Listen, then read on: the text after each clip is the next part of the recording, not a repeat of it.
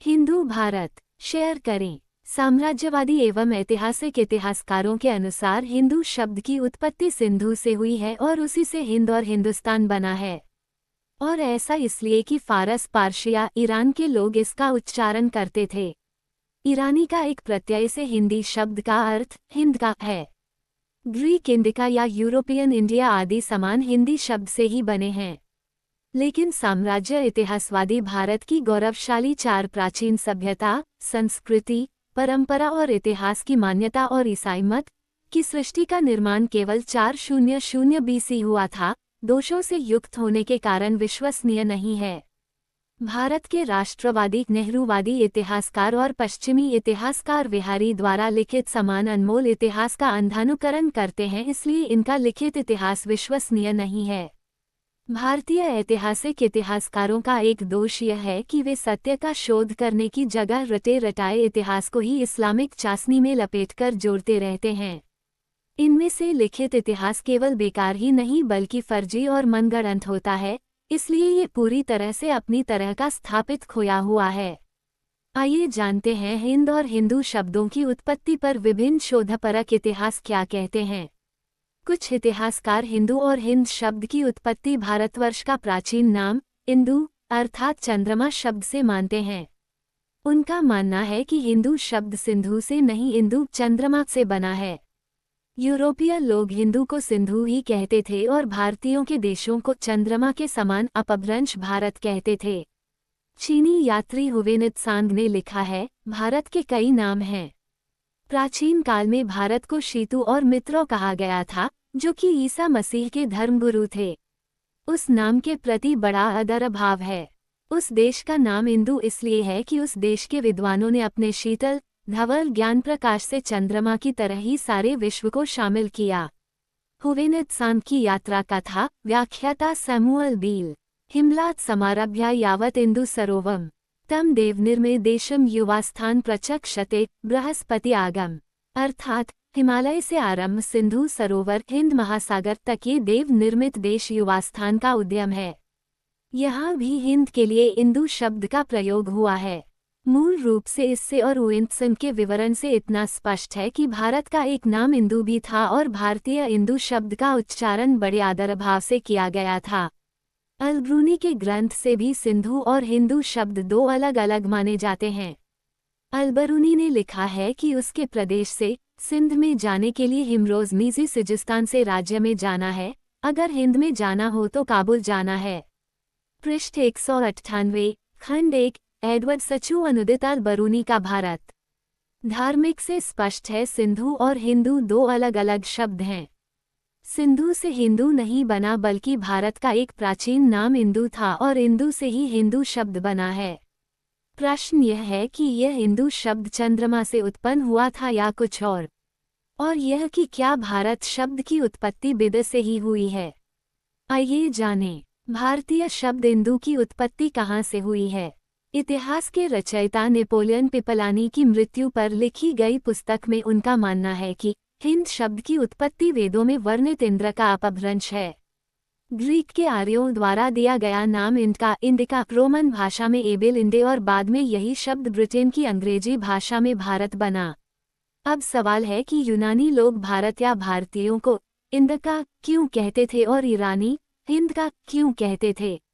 वास्तविक भारतवर्ष का नाम इंदु भारतवर्ष से पूर्व का है। एक वैदिक कथा जो प्राचीन आर्यों का ईरान की ओर से गमन की कथा है उसे जानते हैं। असली भारतीय और ईरानी मूल के बीच जिस धार्मिक संप्रदाय को आज तक प्रव्रजन का कारण बताया जा रहा है उसके विषय में गिरिधर शर्मा सिक्योरिटीज ये कथा प्रस्तुत करते हैं।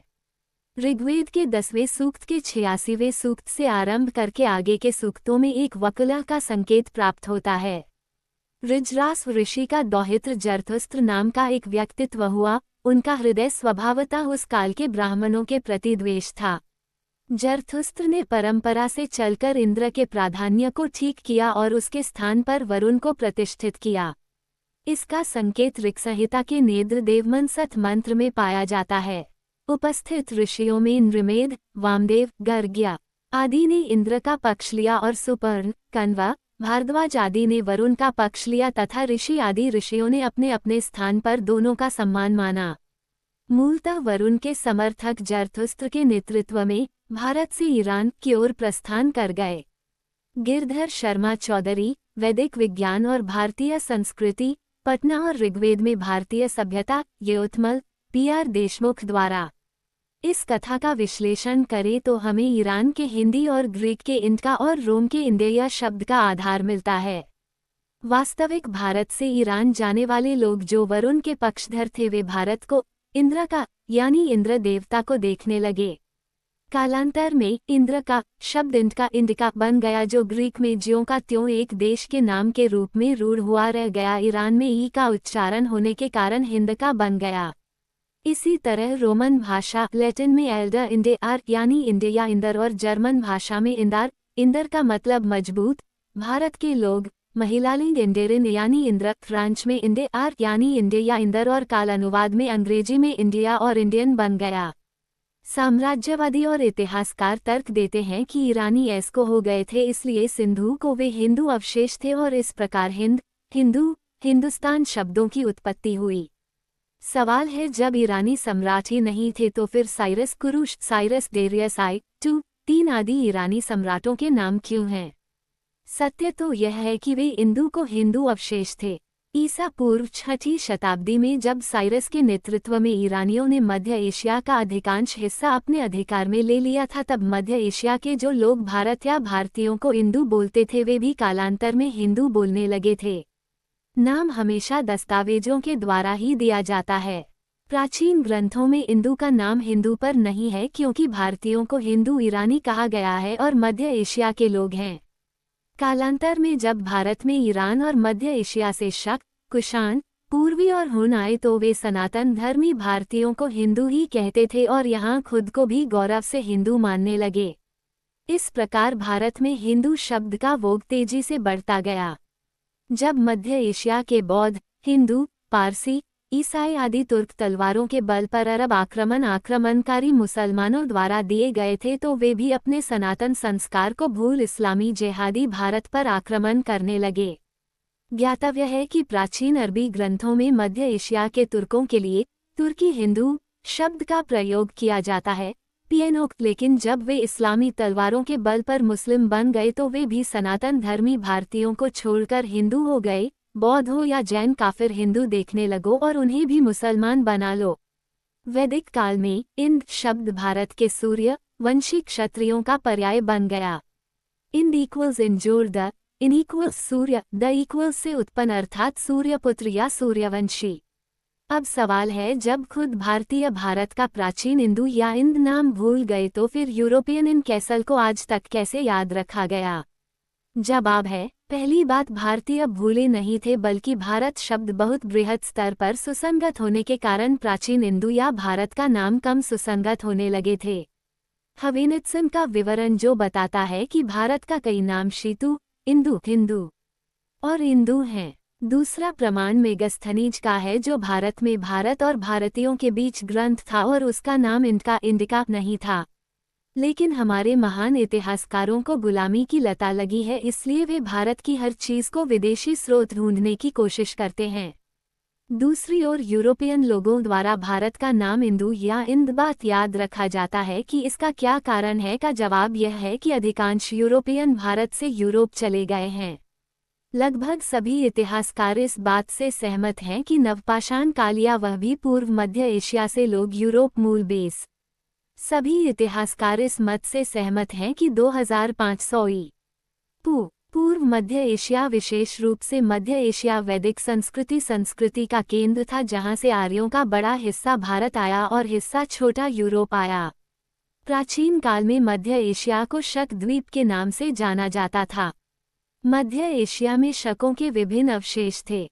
यही शक सोवियत रूस में स्लाव आदि सेनापति के रूप में और ब्रिटेन में एंग्लो सैक्सन के रूप में आज भी हैं। मैंने पहले ही सिद्ध कर दिया है कि शक भारत के सूर्य क्षत्रिय थे जिनमें इक्ष्वाकु वंश के राजा सागर ने वैदिक विद्वानों का सही ढंग से पालन नहीं किया था क्योंकि भारत से बहिष्कृत कर दिया था, ऐसा पुराणों में वर्णन है।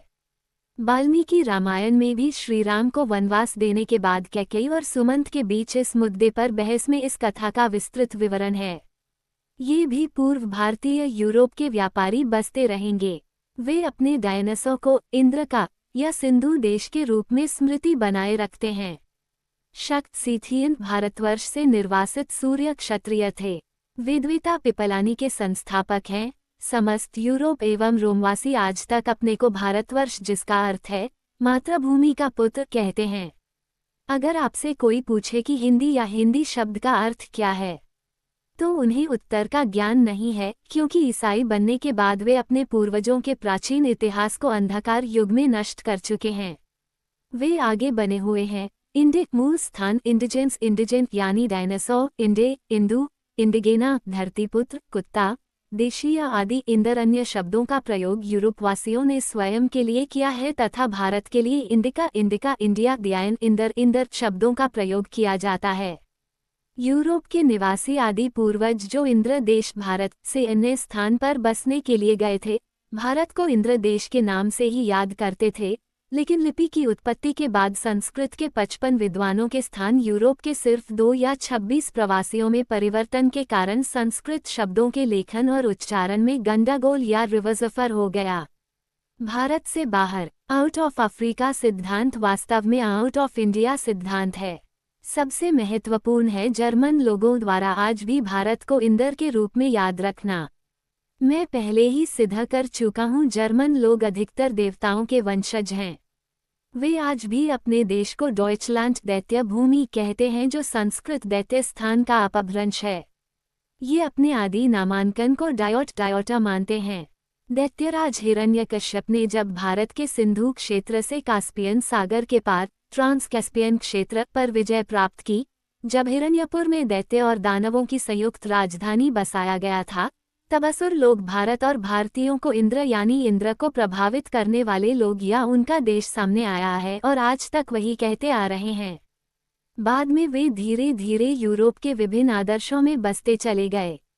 गोल प्रदेश फ्रांस, स्पेन, पुर्तगाल आदि के गैलिक और यूरोप के केल्टिक, सेल्टिक लोगों के देवताओं में कई देवता और दानव भी थे। इंदर, इंद्रन, इंद्राइन जैसे पंडिताइन, चौधरीन आदि इंडी आर, इंडा आर आदि शब्द